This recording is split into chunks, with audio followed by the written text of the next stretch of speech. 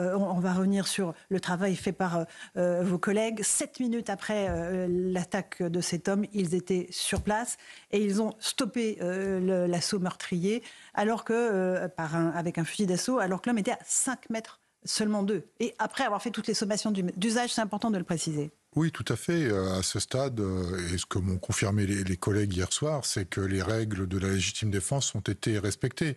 Contrairement à ce que j'ai pu entendre sur d'autres médias, l'assaillant n'était pas en fuite et il n'a pas été neutralisé parce qu'il était en fuite. Il était en confrontation directe avec les collègues. La procureure l'a d'ailleurs rappelé, donc ça confirme bien les informations que j'avais eues hier soir. Il s'approchait bras tendu avec un très long couteau de chasse au bras. Tout à fait. Et donc, pour protéger sa vie et celle d'autrui, mon collègue a utilisé l'arme dont il avait la dotation, à savoir le HK G36.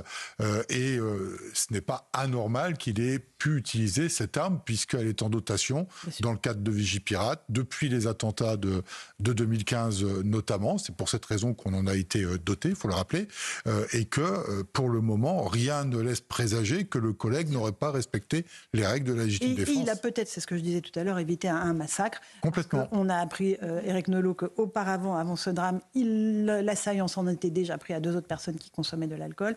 Le périple aurait pu se poursuivre de façon dramatique. Oui, c'est pour ça que si je dois résumer d'un mot l'impression que me laisse la conférence de presse de la procureure de la République, c'est perplexité.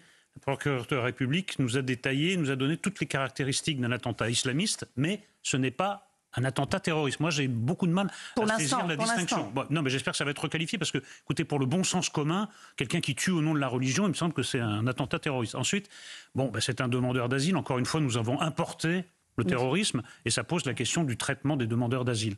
Avant de laisser quelqu'un entrer sur notre territoire, déambuler à sa guise pendant des semaines et pendant des mois, moi je crois qu'il faut traiter son cas en dehors de nos frontières, savoir qui est exactement cet homme et s'il est absolument sûr de le laisser entrer sur notre territoire. Faute d'avoir fait ça, eh bien, il y a un homme à l'hôpital et un autre qui est mort. Maître Sarah Salman, on est sur le parcours, je dirais malheureusement assez classique. Alors la procureure de la République reste très précautionneuse et on peut le comprendre. On est au début de l'enquête, néanmoins il y a quand même un faisceau d'indices où il y a une personne qui, au nom de la religion, vient attaquer des personnes qui boivent de l'alcool et qui récidive. Et il y a, à mon sens, une certaine préméditation. On ne parle pas d'un petit couteau, mais d'un couteau de chasse. Donc ce faisceau d'indices où on nous explique ensuite qu'il y aurait un sentiment de musulmans rigoristes, un sentiment. C'est ce qu'a dit la procureure. Hein, oui, c'est ce qu'elle a dit. Un sentiment de musulmans rigoristes. Ce sont effectivement ces termes-là, vous faites bien de le préciser. Moi, ça m'interpelle de dire des choses comme ça. Jusqu'où faut-il pour passer du sentiment à la réalité? Il y avait quand même un vêtement, il y avait un cheminement intellectuel. Eh bien, c'est quelque chose, si on ne fait rien, si on a le mauvais diagnostic, nous allons à nouveau être confrontés à des faits de société similaires dans les prochains jours, dans les prochaines semaines. Donc, il faut traiter les mots à leurs racines. Il y a effectivement ce problème d'immigration illégale. Alors ça, on semble l'occulter complètement. Et il faut aussi poser le bon diagnostic, parce que à Gare de Lyon, pareil, la piste terroriste a été écartée. Je trouve qu'on écarte cette piste beaucoup trop rapidement. C'est votre sentiment aussi, Alexandre Devecchio? Oui, effectivement, ce qu'on ne veut pas voir, c'est le djihadisme d'atmosphère décrit par Gilles Kepel. Effectivement, ce n'est pas un attentat, encore une fois, qui a été prémédité par un réseau, très probablement, mais il n'empêche que c'est quelqu'un qui a agi au nom de la religion et pour terroriser ses co-religionnaires et même l'ensemble de la population. Donc on est bien dans la définition du terrorisme. Et du reste, c'est très inquiétant parce qu'on a un processus qui rappelle d'une certaine manière la décennie noire algérienne, où les années 90. pour terroriser ceux qui n'étaient pas de bons musulmans, on allait parfois les égorger jusqu'à chez eux. Donc c'est un peu ce qui est en train de se produire, surtout que si on met bout à bout les différents faits divers qui n'en sont pas depuis quelques jours, Samara, c'est une histoire de voile. Ensuite, on a Chemseddine, c'est parce qu'il parlait à une femme. Donc on veut imposer un code où les jeunes filles et les garçons ne peuvent plus se parler. Et là, c'est une histoire d'alcool. Donc on voit bien qu'une partie des minorités agissantes, parfois en situation totalement illégale, tente d'imposer la charia dans ce pays. Autre extrait de ce qu'a dit la procureure, je vous passe la parole, ensuite François Pupponi et Céline Pina. Elle revient sur le fait que cet homme reprochait aux 2 personnes qui étaient sur son chemin de boire de l'alcool en cette journée de fin de l'Aïd. Écoutez-la, la procureure. Il en résulte qu'hier soir, l'agresseur, qu'il ne connaissait pas, se serait approché de son ami, Rachid Bouab, et s'en serait pris à lui avant de leur reprocher à l'un et à l'autre, dans un français approximatif, de boire alors que c'était l'Aïd. Les deux amis lui répondaient « ça ne te regarde pas » et à ce moment-là, l'auteur leur assénait des coups de poing. Des coups de poing et après, il retourne sur ses pas, il leur lance une canette et il les poignarde. Ce serait bien qu'on ait l'ensemble de ce qu'a dit la procureure. Je suis assez étonné François Pupponi. De la prudence de la procureure parce qu'on ne peut pas nous dire depuis des semaines et depuis quelques jours, il y a une menace terroriste maximum. Al-Qaïda et l'État islamique ont même dit allez dans les stades et tuez-les. Et quand un individu sur ces motifs-là passe à l'acte, considérez que ce n'est pas lié. Bien entendu que les messages de haine qui sont véhiculés en disant rentrez dans les stades, allez dans les villes, tuez-les, passez à l'acte, il y en a qui l'entendent et qui prennent ça au premier degré et qui passent à l'acte. Et si on ne fait pas la jonction entre les deux, effectivement, comme Alexandre Devecchio l'a dit, on est un peu démunis parce que là, bien entendu que c'est lié. Pourquoi vous voulez juridiquement, pourquoi ne pas le dire alors ? Pourquoi ne pas le dire ? Oui, mais un lien direct. On a peur de quoi ? Un message qui passe et qui dit tuez-les là où vous pouvez, égorgez-les là où vous pouvez. Enfin, les messages, quand le ministre de l'Intérieur dit on est dans une menace terroriste maximum, je peux vous dire que les services de renseignement, ils ont tous les messages, on sait d'où ils viennent, on sait ce qui est dit. Et si effectivement la justice ne fait pas le lien, on est dans cette situation-là et on va peut-être nous expliquer qu'il était un peu déséquilibré. Alors s'il était encore vivant, on aurait eu la piste de la psychiatrie. Céline Pina. On a quelque part un vrai souci politique. C'est-à-dire que si l'attentat avait été commis par quelqu'un d'extrême droite, il n'y aurait eu aucun souci, le lien aurait été fait de manière immédiate. Pourquoi ? Parce que ça sert un narratif. Il ne faut pas oublier qu'on est aussi en pleine campagne électorale dans laquelle Emmanuel Macron essaie de refaire ce qui lui a réussi jusqu'à présent. Donc on comprend qu'il remette en place la même stratégie qui est de dire je suis un rempart contre le chaos que pourrait amener le RN s'il était élu, s'il était très très fort. Donc pour ne pas faire le jeu du RN, il est très important de nier la dimension islamiste parce que c'est elle aujourd'hui qui nourrit le vote RN. Pourquoi ? Parce que les gens, s'ils étaient dans une dérive fascisante, ils iraient voter LFI. LFI vous dit très clairement, et dans l'antisémitisme, et dans la fascination pour la violence politique, si vous avez envie d'une dérive fasciste, vous allez vers LFI. Or là, c'est exactement le contraire. Les Français veulent protéger leur mode de vie. Ils ont le sentiment que finalement leurs représentants les trahissent. Et la première des trahisons, c'est qu'ils font tout de suite le lien en disant mais il y a une dimension religieuse, il y a une dimension islamiste dans cet acte. La France leur dit ah ben non, pas du tout, il n'y a aucun problème. Donc ils se disent ok, ils sont décidés à ne pas lutter, ils nous abandonnent une fois de plus. Donc allons essayer de voter pour d'autres propositions. Et je ne comprends pas que l'on continue, à force de ne pas vouloir faire le jeu du RN, on expose les Français, on expose les musulmans qui sont accusés d'être de pas assez bons musulmans. Tout ça pour à la fin que les gens votent RN. Ils sont eux-mêmes ciblés par les islamistes, les musulmans. Petite pause, on se retrouve dans un instant dans Punchline sur CNews et sur Europe 1. On reviendra sur le profil de l'assaillant qui a été abattu hier par la police, un demandeur d'asile, donc de 25 ans, a priori de nationalité afghane. A tout de suite dans Punchline. 18h18 de retour dans Punchline sur CNews et sur Europe 1. On revient sur ce qui s'est passé à Bordeaux hier soir. La procureure de Bordeaux a fait un point complet sur le déroulé des faits, la façon dont cet homme habillé d'un camis, donc la tenue islamiste, avec un kéfier sur le visage dont on ne voyait que les yeux et qui avait un couteau à la main, qui s'en est pris à 2 reprises à des gens qui buvaient de l'alcool. Comment est-ce qu'il a procédé et pourquoi est-ce que la qualification de terroriste n'a pas été retenue ? On écoute la procureure de Bordeaux. Aucun élément ne milite en faveur d'une attaque à connotation terroriste.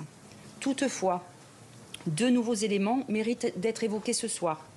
Le premier, c'est un nouveau témoignage recueilli dans l'après-midi qui fait état d'une première altercation hier soir, juste avant les faits, suivie de violences entre l'assaillant et 2 autres individus pour un motif a priori similaire.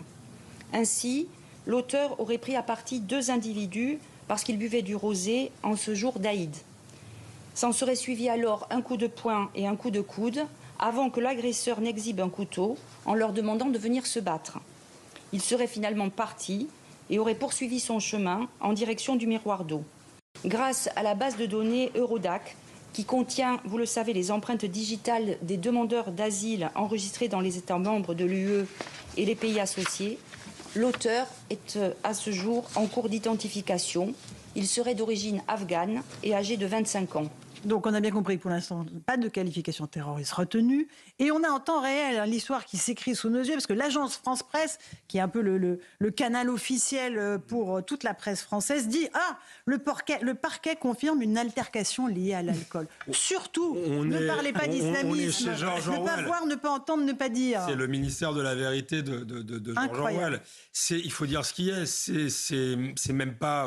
soit ce journaliste est complètement idiot, il n'a rien compris, soit il est manipulateur, et je pencherai pour la deuxième option. Il faut bien savoir que ça, c'est une dépêche qui va être... tous les journalistes vont l'avoir sous les yeux. Partout dans toute la presse quotidienne régionale. Beaucoup de travail. J'ai Le Monde, j'ai un 16e de page. Non seulement c'est repris comme ça, lié à la consommation d'alcool, mais la piste terroriste semble désormais totalement écartée. Oui, c'était avant la conférence de presse. Avec ce titre-là, quelqu'un qui travaille dans l'urgence, il a l'impression que ce sont deux alcooliques sur la voie publique qui se sont disputés et que ça a mal tourné. Donc là, il y a vraiment un problème avec l'idéologie, je suis désolé de le dire, à l'AFP et sur l'éthique. Et c'est problématique parce que souvent, ils donnent des leçons d'éthique aux autres. À la terre entière et à toute la profession. Mais c'est important quand même ce qu'a dit la procureure. J'aimerais revenir là-dessus. Bon, voilà, je voulais quand même signaler le fait que l'AFP était tellement soulagée que ce soit une altercation liée à l'alcool. Mais tout de même... gens qui se sont battus, en fait. Je ne comprends pas ce que dit la procureure. Ce qu'elle dit. Elle dit deux choses qui sont paradoxales. Voilà, elle dit à la fois c'est pas terrible. Mais attention, on a appris que quelques moments avant, ils avaient agressé quelqu'un qui buvait de l'alcool. Donc, ce sont les deux mêmes scènes. Il s'en est pris à des gens qui buvaient de l'alcool. Est-ce qu'on peut qualifier ça de terrorisme, c'est ça ? Mais comme je disais tout à l'heure, si on considère qu'effectivement des mots d'ordre ont été lancés en disant tuer les mécréants, il aurait, ça a été confirmé, traité les deux personnes de mécréants. Donc quand des réseaux terroristes disent tuer les mécréants et que quelqu'un passe à l'acte, là, la justice est en train de réfléchir si effectivement c'était vraiment connecté. Bien entendu, c'est connecté. Alors, pas tous en même temps. Céline Pina et ensuite Denis Jacquot. Dans un certain nombre de pays où l'islam règne en maître, y compris par exemple en Algérie, si on vous prend à boire ou à manger pendant le ramadan, vous pouvez être condamné. Inutile de vous dire que dans des pays où l'islam est beaucoup plus rigoriste, vous pouvez même être condamné à mort. Donc on voit bien ce qui est en train de se passer, c'est-à-dire que cet Afghan qui culturellement est à des années-lumière de ce qu'on vit, de nos libertés... Il y a un demandeur d'asile, voilà. Lui, il est choqué et il fait respecter la loi de la charia, qui est la seule qu'il connaît. Et en plus, quand il arrive en France... Les talibans sont au pouvoir en Afghanistan. Voilà, et on lui explique que quelque part, il faut aussi l'installer en France. Il fait le boulot. Vous avez raison. Denis Jacob, policier. Écoutez, moi, je ne vais pas qualifier les faits à la place de la procureure, mais mes collègues, pour avoir une nouvelle fois, les avoir eu hier soir au téléphone, n'en pensent pas moins. C'est-à-dire, ils disent... Pour la qualification des faits. Oui, pour eux, c'est du terrorisme. Pour eux, c'est clair, il n'y a pas d'ambiguïté, mais ça ne nous appartient pas de les qualifier. C'est à la justice de le faire, mais ils n'en pensent pas moins. Comment expliquer une telle cécité? Moi, je pense qu'il y a une frilosité certaine à évoquer la piste terroriste. Vous dites l'AFP ne l'évoque pas. La justice, c'est pareil. Finalement, c'est un climat ambiant où on évite de dire les choses pour ne pas faire peur à la population. Mais quand il y a un faisceau d'indices qui, à mon sens, mais je dis bien à mon sens, est quand même assez concordant, on pourrait évoquer cette piste, analyser les choses et ensuite l'écarter. Là, et même dans Le Monde, c'est repris, et moi ça me choque, est totalement écarté. Voilà ce qui est repris. Donc finalement, le but, c'est que le grand public retienne, c'était un différend lié à l'alcool, circulé, il n'y a rien à voir. Alors, il y a évidemment ce qui s'est passé avec cet homme, mais il y a aussi cette insécurité qui sévit à Bordeaux, comme à Lyon, mais comme dans les villes plus petites. Et j'aimerais qu'on écoute quelques habitants de Bordeaux qui disent ce qu'ils vivent tous les jours. C'est-à-dire, voilà, on parlera après du maire de Bordeaux, Pierre Urmic, dont je rappelais qu'il ne voulait pas que sa police municipale soit armée avec des armes létales. C'est-à-dire qu'ils ont des tasers, en gros, ils ont quoi d'autre, des bombes lacrymogènes. Et puis quand vous avez un terroriste avec un long couteau, merci à la police nationale d'être intervenue. On écoute quelques habitants de Bordeaux sur ce qu'ils vivent sur la sécurité au quotidien. J'étais un peu surprise sur le début parce qu'on sait qu'il y a un peu d'insécurité, mais Bordeaux est quand même relativement tranquille de manière générale. On en entend très peu parler, mais bon, après c'est dramatique, c'est tragique, mais on ne sait pas plus trop de circonstances, comment ça s'est passé. Je crois qu'ils n'ont pas dit pour le moment, donc on espère que ça ne va pas trop se reproduire parce que on aime bien quand même sortir et profiter, et puis c'est une ville assez agréable. Donc. Franchement, je m'y attends tout le temps, que ce soit ici ou ailleurs. C'est partout. Honnêtement, c'est partout. Donc, je m'y attends. Quand mon ami m'a dit attention miroir d'eau, coup de... Et j'ai dit pas surprise. Pas surpris, les habitants, Eric Noloa. Voilà. Oui, ils le vivent au quotidien. Et c'est pas un sentiment. Hein. Non, mais c'est la différence entre quelqu'un qui décrit objectivement la réalité et quelqu'un comme le maire de Bordeaux qui la décrit à travers le prisme de l'idéologie. Malheureusement, voilà, il y a un déni de réalité et il y a des incidents de plus en plus rapprochés. Là, on vit quand même une série noire quand même assez incroyable. Je fais la liste, hein, c'est terrible. Et ils s'obstinent quand même à dire non, mais la réalité ne compte pas.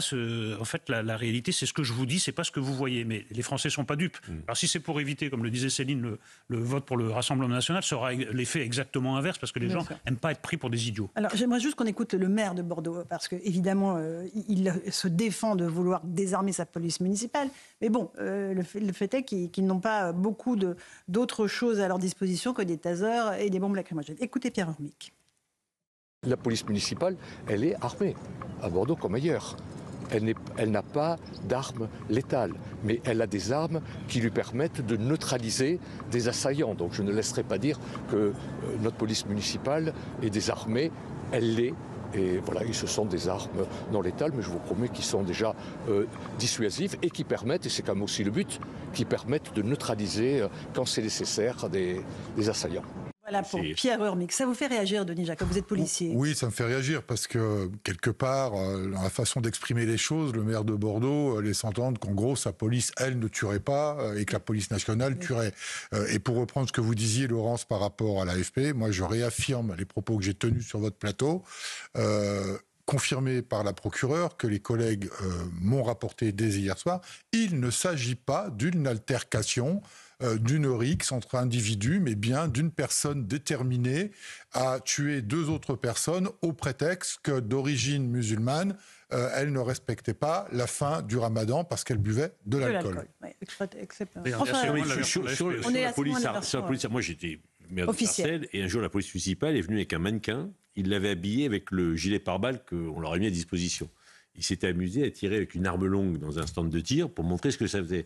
Et oui, monsieur le maire, vous nous envoyez en première ligne avec un gilet pare-balles qui ne nous protège pas, sans armes, contre des gens qui ont les armes longues. Et bien entendu qu'on les a armés, on a changé le gilet pare-balles, on les a armés, parce que sinon c'est même, j'allais dire, un peu criminel, de les laisser dans la rue. Et qu'est-ce que vous voulez qu'un policier municipal fasse contre quelqu'un qui a une arme à feu avec une bombe lacrymogène? Que le maire puisse le dire, il ne sait pas de quoi il parle, c'est inimaginable. Mais en sous-texte, c'est aussi... mais la police nationale, elle agit autrement, c'est ça, Denis Jacob, qui dit entre les lignes. Complètement, alors qu'aujourd'hui, la police municipale, c'est la 3e force de sécurité intérieure en France et qu'elle est confrontée au même risque, à la même dangerosité que les policiers nationaux, et qu'aujourd'hui, le débat sur l'armement ou pas de la police municipale ne devrait plus avoir lieu.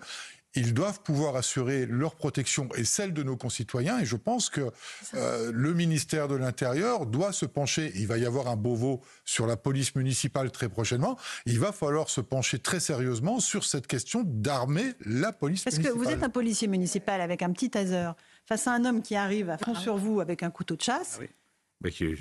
Pour sa propre vie, le policier municipal, alors, je ne sais pas ce qu'il fait. Excusez-moi de l'expression, c'est au petit bonheur la chance. Oui. Mais il risque sa vie. Soit c'est efficace, parce que la morphologie de l'individu fait qu'un coup de taser va le sécher, comme on dit chez nous, sur place. Soit c'est quelqu'un qui est costaud, qui est résistant, et qu'un simple taser ne l'empêchera pas d'aller donner un coup de couteau au policier. Mais moi, j'inviterais à un peu plus de prudence sur ces questions-là. Tout simplement parce que quand l'adjoint à la sécurité dit on a aussi peur que l'État, à la fin, se désengage d'un certain nombre de ses missions et finalement laisse en partie les municipalités gérer de plus en plus les questions de sécurité, c'est pas forcément une bonne chose. Le régalien, entre trop de mains, c'est plus du régalien. Ça peut devenir du milicien si les choses tournent mal. Donc la première chose, c'est que... Alors, je ne suis pas d'accord avec vous, là. Mais alors, la réponse de Denis Jacob, et après vous faites le deuxième point. On l'a déjà vu. Je vous rappelle qu'on a déshabillé les hôpitaux, des fois, sous prétexte de créer des services privés, etc. Jusqu'à présent, ça a toujours très mal tourné, et je vous invite pour la première partie, juste la réponse de Denis Jacob. Je tiens quand même à rassurer Céline, sur ce sujet-là. On a des polices municipales aujourd'hui qui sont armées. Bien sûr. La police municipale de Nice. C'est celle dont on parle très souvent. Rappelez-vous la cathédrale de Nice. Jusqu'à preuve du contraire, la police municipale aujourd'hui ne s'est pas approprié les missions régaliennes de la police nationale. Donc bien sûr qu'il faut être prudent. Je ne dis pas qu'il ne faut pas l'être. C'est pas la police municipale qui se l'approprierait, c'est l'État lui-même qui se désengagerait. De choses extrêmement lourdes. On est déjà dans un continuum de la sécurité entre les différentes forces. Donc de toute façon, c'est déjà là. En fait, ce que fait l'État, elle récupère les polices municipales pour augmenter les forces de l'ordre sur le territoire. Sauf qu'à un moment donné, dans ces cas-là, il vaut mieux pas avoir 2 donneurs d'ordre et il faut se poser la question de quel est le rôle du maire. Et sincèrement, ça peut être un problème. Non, il y a beaucoup de personnes qui ont des couteaux sur elles. Je pense qu'il faudrait aussi voir comment on peut contrôler ça, quelle peine on peut mettre, parce que ces personnes-là, on peut les mettre en garde à vue. Qu'est-ce qu'on peut faire ? C'est 1 an d'emprisonnement, 15 000 € d'amende. Ça, c'est vraiment la théorie. La pratique, c'est qu'on va éventuellement, on peut le mettre en garde à vue, on lui prend son couteau, qu'est-ce qu'il va faire ? Ressortir, en racheter un. Donc il faudrait aussi peut-être s'interroger sur quel cadre peut-on mettre. Ce n'est absolument pas normal qu'il y ait des gens qui soient armés à l'extérieur. J'écoutais le témoignage d'un directeur de boîte de nuit qui disait quand on fouille, il y a plein de personnes qui ont des couteaux. Donc ça veut dire que maintenant, vous allez dans la rue, autour de vous, vous avez des personnes, voire pire, mais qui ont des couteaux. C'est-à-dire avoir un couteau, là on le banalise, on semble dire. Mais la question c'est que fait-on ? Que peut faire la police ? Est-ce qu'il faut, c'est pas forcément souhaitable en termes d'atteinte de vie privée, fouiller les sacs ? Que faut-il faire ? Ça me semble insoluble de fouiller tout le monde et c'est même pas souhaitable. Moi, je comprends même pas le débat parce que la situation a à ce point changé, la dangerosité a changé de nature et a changé d'intensité. Donc il faut réagir à notre tour en prenant des mesures. Et il me semble qu'armer la police municipale... Il faut arrêter d'attendre qu'il y ait des drames pour toujours agir. Non, mais on a affaire à des individus de plus en plus nombreux. Donc il faut opposer une réponse différente. Il me semble qu'armer la police municipale, ça relève du bon sens. Et une réponse ferme de la justice aussi. Un dernier mot de Denis Jacob. 120 attaques au couteau par jour dans notre pays. Vous confirmez ce chiffre ? Oui, je confirme qu'il y a ce nombre d'agressions exponentielles et que malheureusement, sur des personnes détenteurs d'armes blanches, comme on dit dans le jargon policier ou juridique, je ne vois pas ce qu'on peut faire, nous. Franchement, comment on va aller contrôler les personnes pour savoir si elles sont armées d'une arme blanche, fouille de sac. C'est incontrôlable aussi. Fouille de sac, oui, mais enfin, les hommes sont pas porteurs de sac en général. Là, en l'occurrence, il n'avait pas de sac, donc il la portait sur lui. Ça se dissimule très facilement. Ouais. Très facilement. Il y en a beaucoup qui sont rétractables en plus. Même des gros couteaux de chasse sont rétractables en 2, sont repliables. Donc honnêtement, et on ne va pas encore légiférer pour interdire les couteaux. Mais c'est déjà interdit. On a déjà une loi. Interdit dans la vente. Je parle de la vente. On est à 3 mois des Jeux Olympiques. Vous allez dans une boucherie, vous l'avez. Alors François Pupponi qui nous refait peur sur les Jeux Olympiques. On est à 106 jours, je crois, des Jeux Olympiques. Les Jeux Olympiques, quoi. Oui, c'est ce que je disais tout à l'heure. Oui, mais il y aura tellement de forces de sécurité déployées, peut-être qu'il ne se passera rien. Je suis allé hier soir au Parc des Princes. Oui, il y avait des menaces d'attentat. Des menaces, on n'a pas été fouillés. Vous n'avez pas été fouillés. Bon. D'accord. Bon. Et de toute façon, et quand on y va, généralement, on vous demande ouvrez votre veston. Alors, vous ouvrez le veston, puis il n'y a personne qui vous pouvez cacher un couteau facilement. Alors, quelqu'un qui veut rentrer avec une arme, voire une arme à feu, sincèrement, dans l'équipe. Parce que sinon, il faut faire venir les gens 5 heures avant l'événement. Si je peux me permettre, sauf erreur, les agents de sécurité ne sont pas habilités juridiquement pour faire des palpations de sécurité. Mais moi, je maintiens de remercier la police nationale que j'ai fait en début d'émission et les gendarmes, parce que voilà, vous êtes, et les policiers municipaux évidemment, vous êtes vraiment les derniers remparts entre nous, la population et la barbarie. Quelques noms qu'elle porte. Allez, il est 18h33, l'heure du rappel des titres de l'actualité avec Simon Guillain sur CNews et sur